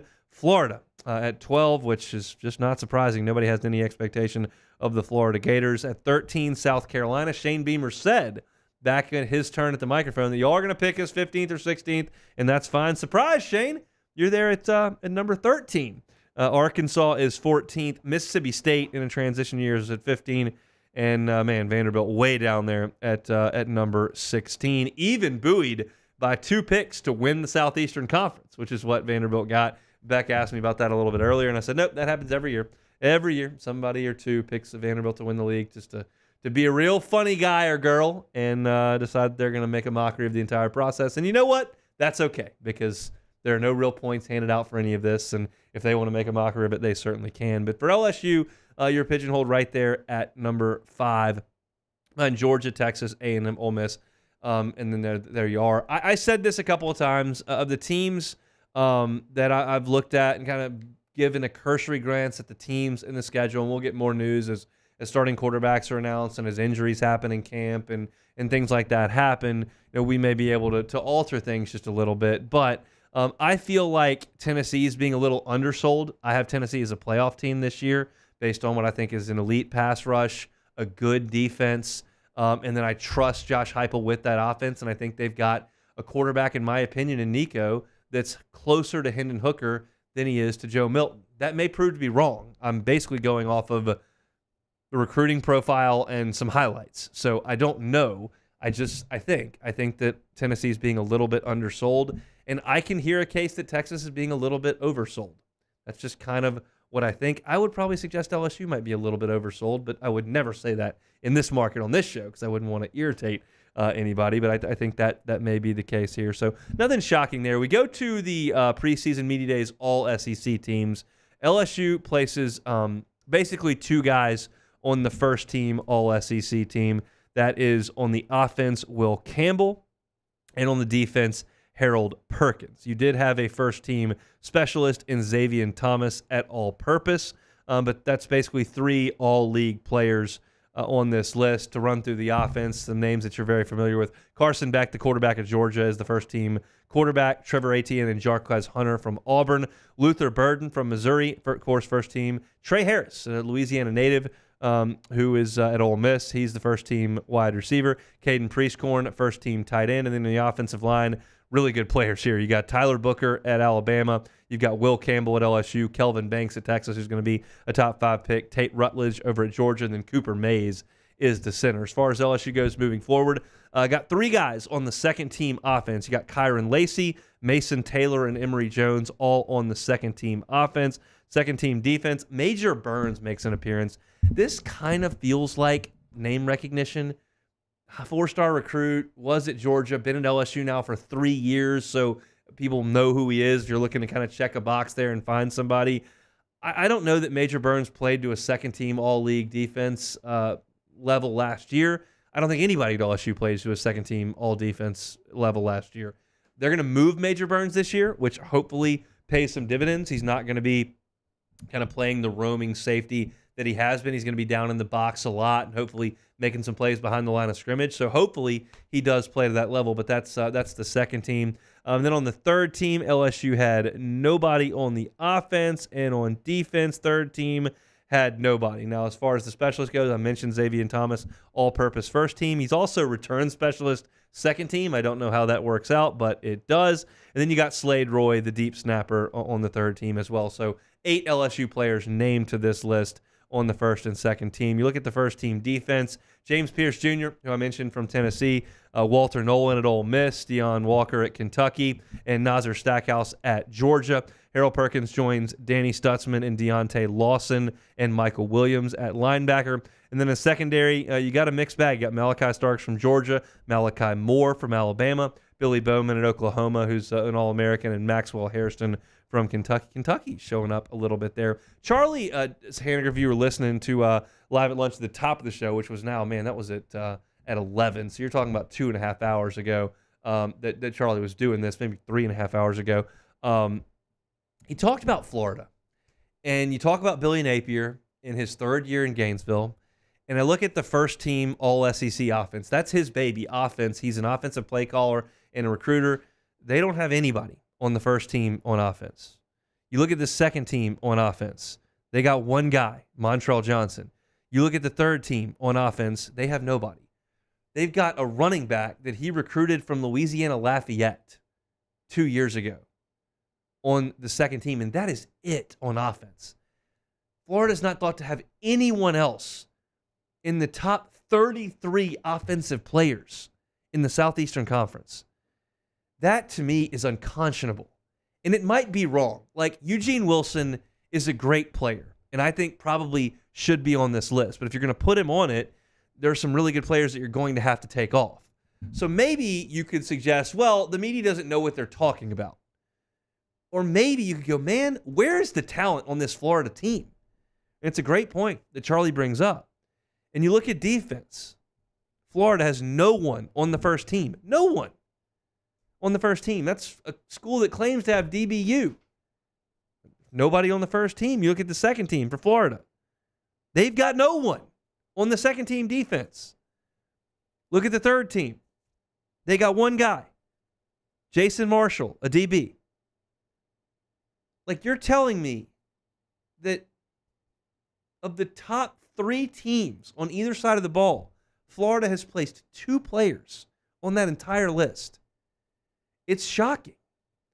And one of the things I was thinking about with Florida, just kind of in the course of big picture stuff this week, hearing interviews, hearing media members give their thoughts, listening to coaches, and just kind of stewing on SEC football as I was doing this week here as SEC Media Days rolled on.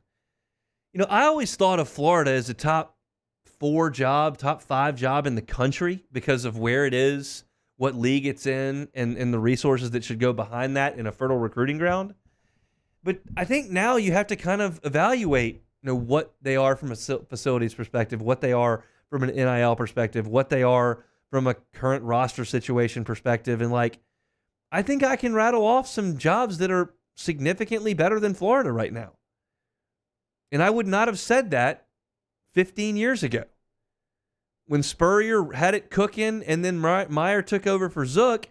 At that point, it was very difficult to think of anywhere you'd rather coach than Florida because you got those 2 guys who created so much talent and so much offensive firepower and the championships that followed with it.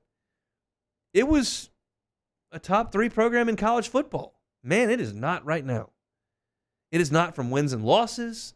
It is not from a recruiting perspective, a momentum perspective, an NIL perspective, I mean, they're losing a bunch of games, and their former players are suing them. And it feels like this is going to be the end of the road for Billy Napier. And it's just like, how did we get here?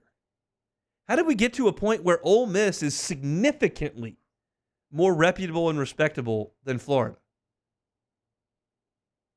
Tell that to College Hunt, who grew up with Spurrier and was watching Tebow and Meyer every year in college. I went to Gainesville in 06 to the Swamp. I was obviously in the stadium in 07 for that classic. I went to Gainesville in 08. Brandon Spikes punted the football right over my head. Percy Harvin, first play of the game, touchdown. Right over Carnell Hatcher. I was back in Baton Rouge in 09. In 08. Sorry, 08 was over there in 09. I was back here for the Tebow concussion game. Telling that Hunt, who watched that program at that level and had seen him basically his entire college football life, look at Florida and go, they don't got any players. They don't ever win. They don't make bowl games. It's crazy. And if you were to look at one program around the country who has gotten swallowed by this era of college football with the transfer portal and NIL, it's Florida. Now, they have every opportunity to prove all these media and me dead wrong this year by going out and winning 9 games. But against that schedule, I ain't seeing it with this roster. Looks like a team and a program that is lost and is looking for a way out. Crazy that that's the situation that Florida finds themselves in. We got 30 minutes to go on a Friday edition of the Hunt Palmer Show. You are now listening to the Hunt Palmer Show. One Bath and Closets. OneBathAndClosets.com is the website. David Duvall and his team, 30 years redesigning and remodeling bathrooms and closets. Look, it can be a wholesale bathroom or closet renovation or remodel. That means they can handle everything from soup to nuts, start to finish. It's the only call that you make. They're a licensed contractor. They can handle your floors and your shower and your plumbing and all that goes into that. They can completely rework your closet, knock out wall space, and create a brand new closet for you. They can do that. Or they can use your current space a little more efficiently. With the closet, you're looking at different cubbies, mirrors, shelves, racks, different things that you can do with the space that you have. With the bathroom, maybe it's just a tub to shower conversion. Whatever the case may be, get that free consultation with David Duvall and his team so you know what they can do, what they think is best for you, and they can understand what you want.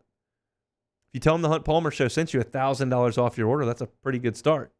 It's at OneBathAndClosets.com. You can go to the website, check out the pictures of their great work, check out the testimonials from their satisfied customers. Get that free consultation today with David Duvall and his team at One Bath and Closets. OneBathAndClosets.com.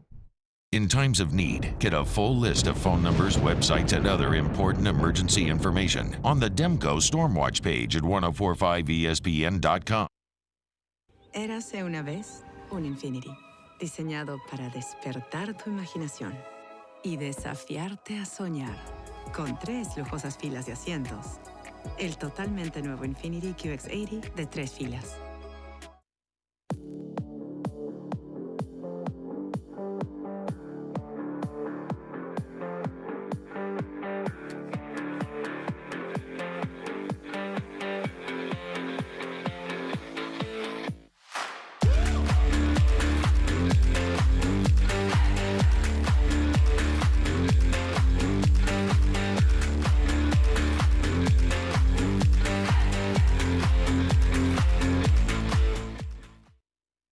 Breck teamed up to reimagine your parks, and you imagined big. With your help, we went to work, creating 12 beautiful community parks across the parish. A family-sized water park, miles and miles of trails, and parks just for your dogs. There are more places to splash, to explore, to run wild, and even soar. You imagined, we delivered. Gold. Breck, your #1 park system in the nation. Electricity is all around us, and our families depend on it. Every day is sparked by the power of a cold drink or a warm meal, a movie night, and a comforting light at the end of a dark hallway. From sunrise to sunset, playtime to bedtime, our team is ready to take care of your electrical needs. Even in the case of an after-hours emergency, the light in your life shines brighter with Mr. Electric. Hey, it's Matt Moscona. For years, you've heard me tell you about Insurance Network of Louisiana, helping you find better coverage for less money. But it's not just for your home and auto. They also offer commercial property. So, retail stores, professional offices like doctors, dentists, attorneys, clothing boutiques. Insurance Network of Louisiana can find you better coverage for less money. They service the entire state of Louisiana, and they're local. So call today at 293-0450 or lainsurance.net. Jerry and Benny Payne began Central Plumbing Company out of their driveway in Tanglewood subdivision. 50 years later and 4 generations down the road, we continue to serve Baton Rouge and the surrounding areas for all of their plumbing needs. Residential, commercial, industrial, or hospitality, Central Plumbing is here 24/7, 365.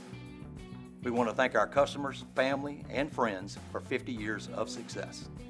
And looking forward to 50 more. At Relief Windows, we're more than windows. We're windows, doors, hardy plank, and vinyl siding. But our number one product is always customer satisfaction. So join us for Friday's AFR presented by Don Juan's Cigar Bar. Matt is back for Media Days. The Riot Radio Hours return, LSU recruiting news, and some Saints roster moves before training camp. Friday's AFR 3 to 6, 104.5 ESPN Baton Rouge.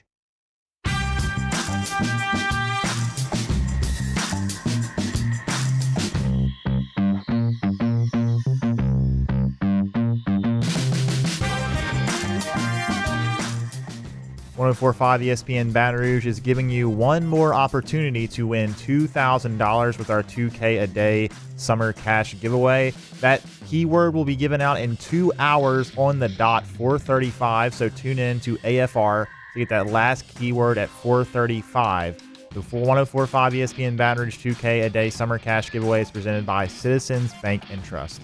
You're listening to The Hunt Palmer Show, brought to you by Corks, Cajun Fried Fish and Shrimp.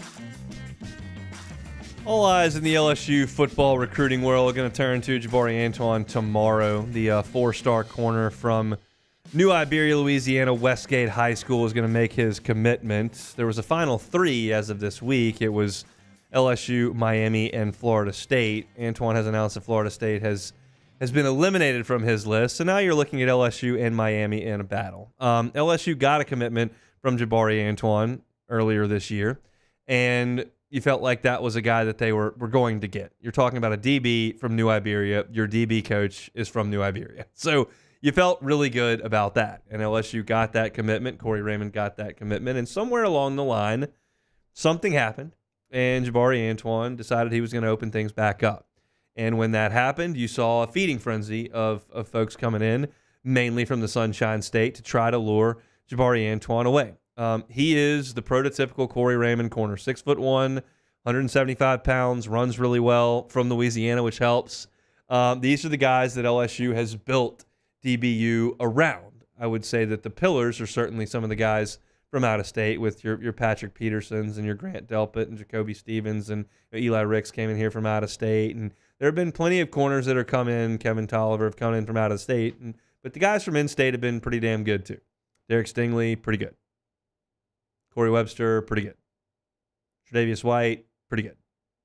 Daryl Simon, pretty good. I could go on and on and on. The list is really, really long. Tyrann Mathieu could play a little bit.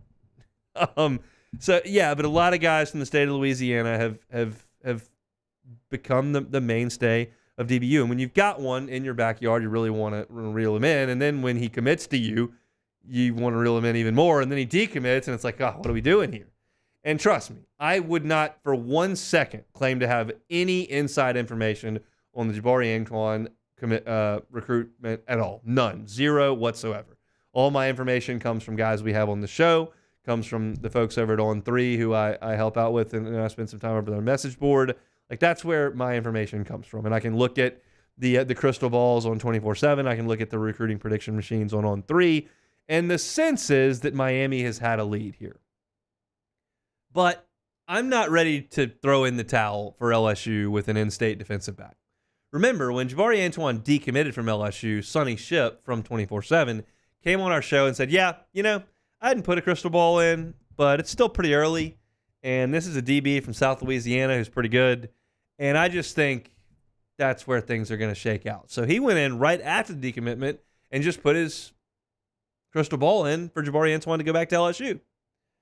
And you've seen some of the insiders come in and say Miami's going to win out, and we know that Miami does play the NIL game. But I just feel like it's a bit of a tough sell at Miami. There's not a lot of recent success or history. When Miami was really cooking, these guys weren't even born. You're talking about a guy who's going to turn 18 in 2025. That means when Miami in 2001 was just on one, he had no idea. He was not born, not even a thought. So I just feel like unless he's so hurt by what LSU did or didn't do, or Miami's NIL package is really, really special, Jabari Antoine is going to have to consider LSU pretty strongly. Some people say, oh, maybe he's scared off by DJ Pickett. I don't think so. I think if you're a DB, you want to play with other good DBs. I do pre- and post-game with Brandon Taylor all football season long. That guy's life was made a lot easier and a lot more enjoyable because he played with Patrick Peterson and Morris Claiborne and Tyrann Mathieu and Ron Brooks and Eric Reed and Craig Lawston and like all those guys. Life's tough when you're in the secondary and you can't trust the other guys around you. I would think you would want that. Plenty of room for DBs on the field, usually 5 at a time. And I just feel like this is eventually going to win out. You got so many great players from the state of Louisiana that are choosing to stay home in this cycle. I just feel like Jabari Antoine's going to be the next one. Now, we had Preston Guy on in the first hour from Tiger Bait. Mike Scarra covers recruiting really, really well. Preston talks to a lot of these guys as well. And Preston still says, I think Miami's going to be tough to beat here. And that may be the case. I don't know. I just told you, I have no idea. I just feel like it makes too much sense. Top 5 class at LSU. Top corner in the country at LSU. Position coach from your hometown. Just makes too much sense for this guy to go to Miami. Parents can come to watch the game. Family can come watch the game. Easy to get home. I mean, some guys want to go away. You get that. But I'm going to tell you, I think LSU is going to get Jabari Antoine. This comes from no inside information or nothing factual that I'm basing on other than, it just makes too much sense for Jabari Antoine to decide, I'm going to LSU. So I will plant my flag in the ground here on this Friday afternoon for a Thursday commitment. I think LSU is going to get Jabari Antoine, and I think he's going to be the next member of this DB class, and we're going to go from 2 weeks ago thinking, oh, my God, we got no DBs, bad DB coach, should have never hired him, bad situation, Kelly's failing, NIL programs broke, we're toast, to, things are pretty good in Tiger Town. Things are pretty good at DBU. That's just where I'm going to leave that. I think Jabari Antoine picks LSU. If he doesn't, I'll be sad. But we'll just we'll have to see.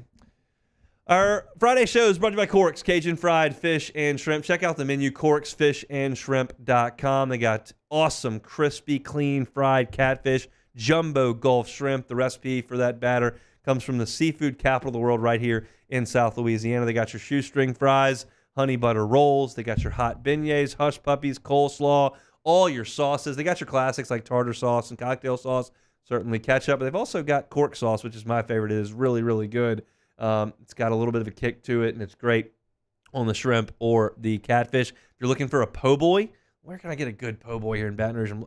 Corks has a great shrimp po' boy, great catfish po' boy as well. They got great crawfish etouffee they can serve you up over there. Their baked potatoes covered with the crawfish etouffee and the jumbo shrimp on top is always a hit. And I tell you this all the time, they do great work with catering. If you're looking to feed the office, feed the classroom, if you're looking to do a birthday party, a retirement party of some kind, or tailgate season is coming up, you want to feed a tailgate party, Corks can help you out with all of it. They're on Government between Foster and Jefferson, corksfishandshrimp.com. All right, we got one segment to go here this week. You're listening to a Friday edition of The Hunt Palmer Show. You are now listening to The Hunt Palmer Show. Evolve Physical Therapy, evolvept.com. Rami Bolton and his team, 20 years in physical therapy. They're looking for active people. Maybe you've got an 8-9-year-old gymnast who's been hurt out there in class, or maybe you're a 55, 60-year-old pickleball player, golfer, trying to get back to your active self. If you've had a bad physical therapy experience or you don't know where to go for physical therapy, Evolve Physical Therapy is where you need to be. Robbie Bolton says this, once I see you once, I will see you forever. A lot of folks go to physical therapy. They're handed a list of exercises to do. Physical therapist walks off handling paperwork or dealing with some other client. That's not going to happen at Evolve Physical Therapy. They're going to be with you every single step of the way because they want you to get back to being your active self as quickly as you possibly can. He's worked with Kevin Gaussman, worked with Austin Nola. Tons of LSU athletes have trusted Robbie Bolton with their bodies. You should do the same with yours. Evolve PT is the website. You can check them out online, evolvept.com. They do joint and soft tissue manipulation, dry needling, cupping, scraping, isokinetic testing, all right there at Evolve Physical Therapy and Sports. They're on Starring right near Highland Road. It's Evolve Physical Therapy, evolvept.com. Get the 104.5 ESPN Baton Rouge app powered by Bayou Ford and tap the microphone icon to send us your thoughts in an audio message. Your message could be played on air during Off the Bench with Esther and T-Bob, The Hunt Palmer Show, and after further review with Matt Moscone. There it is, the extra mile, on the border of expected and extraordinary for those willing to go further, like vans customized for work or play, with safety and tech to keep you connected. Supported by a 5-star sales, service, and finance team. And backed by the 1-star you know. So go the extra mile. It's never crowded because so few have what it takes to go there. Mercedes-Benz Vans.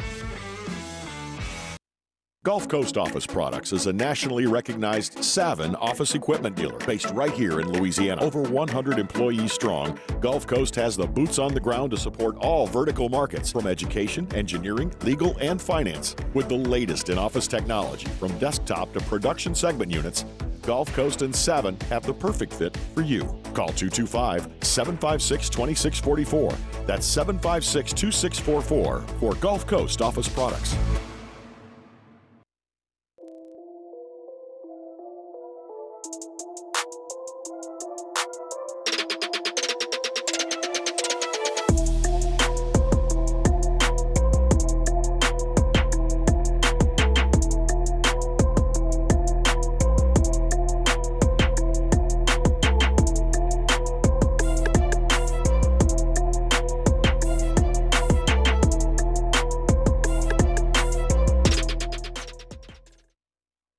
Farming is a way of life for us. It's not something we get up in the morning and dread going do. It's just something we go to bed at night looking forward to getting up to go do. John Deere equipment is what we as farmers strive to have. It's in your blood, it's in your veins. It's just a part of who you are. Green is what we want to be in. The other tractors were acquired to patch it up to get to where you want to be. Where we want to be is in John Deere. Flip the switch and learn more about what it means to be powered by sunshine at sunequip.com. I've been doing business with Luba for 25 years. They're dependable, trustworthy. It's just the attention to detail with our clients. Our folks have years and years of experience. They're highly trained professionals, but many companies have that asset. What I'd like to think makes Luba a bit different is that we use those talents in a way that truly is dedicated to serving the needs of the folks who depend on us. Breck teamed up to reimagine your parks, and you imagined big. With your help, we went to work, creating 12 beautiful community parks across the parish. A family-sized water park, miles and miles of trails, and parks just for your dogs. There are more places to splash, to explore, to run wild, and even soar. You imagined, we delivered. So join us for Friday's AFR presented by Don Juan Cigar Bar. Matt is back for Media Days. The Riot Radio Hours return, LSU recruiting news, and some Saints roster moves before training camp. Friday's AFR 3 to 6, 104.5 ESPN Baton Rouge.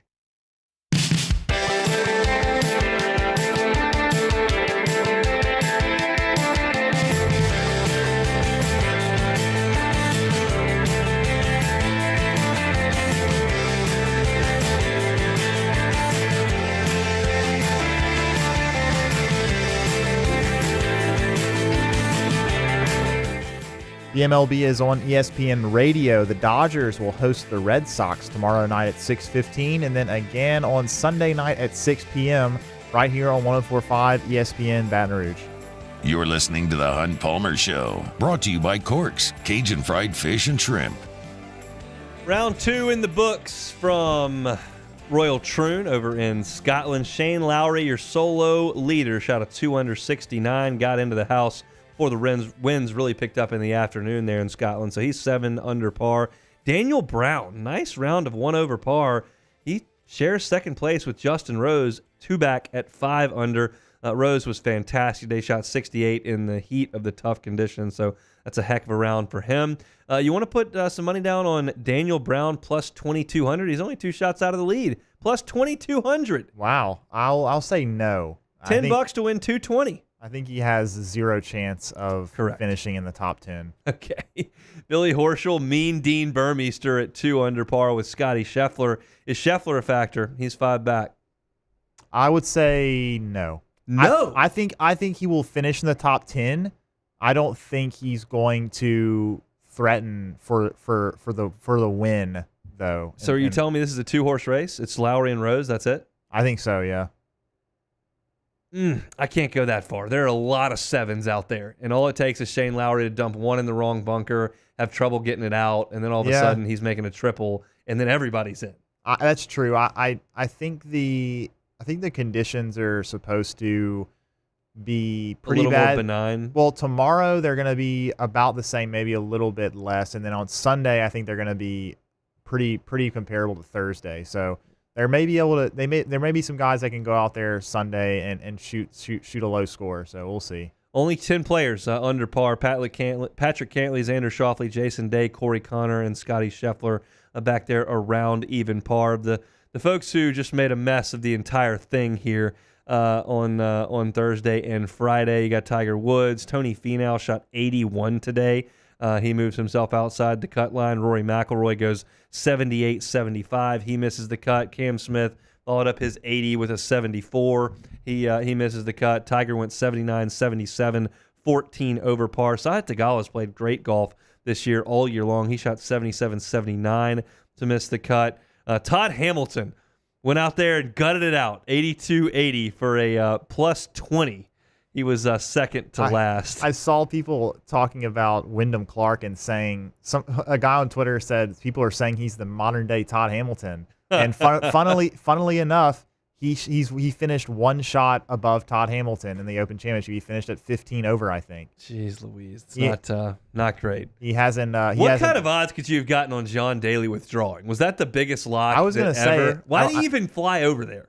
I know he plays every year, and I know. And don't. You're going to withdraw every time. He shot 82 and quit. Yeah, I don't know. I guess he just maybe I don't know why he does. It's a good question. I wonder if I guess no one's probably ever asked him that, but it would be. I feel like he's pretty approachable. I know where you can find him right now. There's plenty of pubs over there. Oh, absolutely. I know exactly where he is. So somebody just run him down and get that answer for me. So it'll be the final group of Shane Lowry and I believe Justin Rose tomorrow at the Open Championship at Troon. All right, let's play some Take It or Leave It. All right, well, we've just got one here. As we were talking about, Shane Lowry leading. He will go wire to wire. Take it or leave it. I will take it. I'll take it. He's really good in those conditions. Saw him running hide at Portrush, which was his home country of Northern Ireland. He is really good playing in the wind. He strikes it really well. He's been playing well overall, though, this year. He has. It's just a matter, if you're up there, and this sounds like ridiculously simplified, but if you can keep it out of the bunkers, you can pretty much play. You can play out of the fescue, certainly play out of the fairway. The greens are huge. They're really slow. It's just there are so many people that are just blowing up. We saw one player that had a 9 and a 9. What did Joaquin Neiman made He made an 8 on a par 3? Yes. That is what you have to avoid.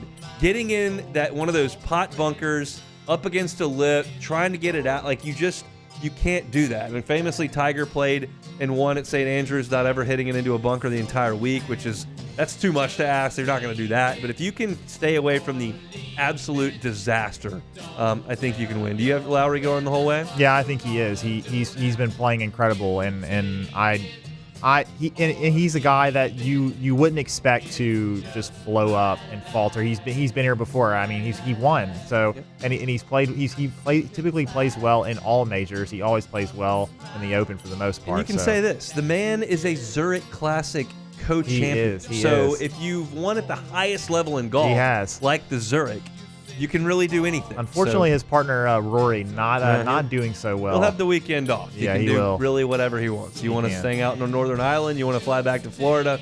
World's your oyster, Rory, because you don't have to play any golf this weekend. That's it for Take It or Leave It. A one-question Take It or Leave It here on We're working hard to Friday. get to the weekend, Hunt. We really are we're gonna get there pretty quickly here. It's gonna be kind of a damp weekend, a rainy weekend. I need badly then to restore the internet at my home. I'm now a cord cutter. I don't have cable. If I don't have internet, I don't have TV. I've got a 2-year-old. If it's raining and there's no TV, we got some problems. I mean, there's only so many blocks that I'm willing to sit on the floor and play over a 2-day span. So we need to get outside. Get the monster trucks out, Hunt. The monster trucks are out. I promise you. We got Megalodon. We got El Toro Loco. We got Gravedigger. We got school bus monster Good truck. Stuff. They're all over the place, and there's only so much of that I can do. We got to go play baseball. We got to go to the pool. We got to ride the Bluey car. We got to get out of the house. And if it's rainy and there's no cable or no internet, that's a bit of an issue. So hopefully that gets resolved here fairly quickly at the Casa de Palmer. We'll see. If you missed any of today's show, catch it on demand, 1045ESPN.com's on demand tab, Apple Podcasts, Spotify, Google, wherever you find your sound. You can find us. Just search Hunt Palmer Show, like, subscribe, rate, and review. Ryan Ramchick, not going to play this year. I gave my thoughts at the top of the show. You can also find that at Hunt on Saints. Preston Guy talking some DB recruiting. You can find that at Hunt on LSU. Top 25 college football stadiums in the country via ESPN's 14 writer team. They got LSU at the top. I kind of gave my thoughts on that. College baseball changes. More scholarships a-coming. What does that mean for LSU? I don't think it's great news for LSU. Certainly good for the group of 5, I do think. Matthew Bruni was with us talking about 5 LSU players he does trust entering fall camp. You won't want to miss that. You can find it at Hunt on LSU as well. And the SEC's predicted order of finish with the all-SEC teams was released. We kind of went through that as well. I'm sure Matt's going to do the same. He's back from SEC Media Days, and he's about to drive you home on After Further Review. We are done. We'll see you on Monday. Have a great and safe weekend. Go by Corks. Shout out to them for bringing you our Friday shows. We'll see you Monday on the Hunt Palmer Show.